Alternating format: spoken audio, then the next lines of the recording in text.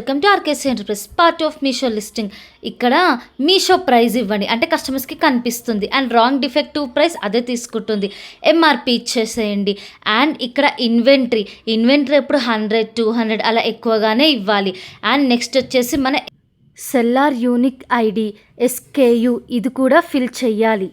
ఇక్కడ కిందకి స్క్రోల్ చేసి చూడండి, షిప్పింగ్ ఛార్జెస్ ఇంత వస్తుంది. సో ఇలా వస్తే మన ప్రాఫిట్ మార్జిన్ తక్కువగా ఉంటుంది.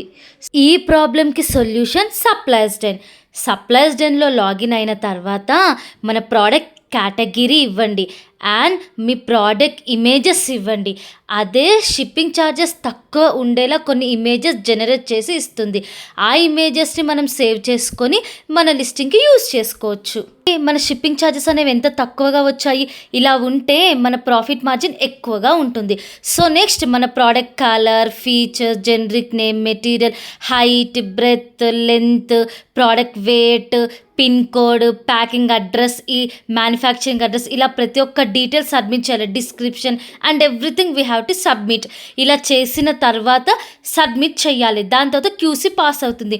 ఎప్పుడైతే మన QC పాస్ అయ్యిందో అంటే మీషో వాళ్ళు వెరిఫై చేస్తారు. దాని తర్వాత మన లిస్టింగ్ అనేది యాక్టివేట్ అవుతుంది. అంతే. Follow for more. బాయ్.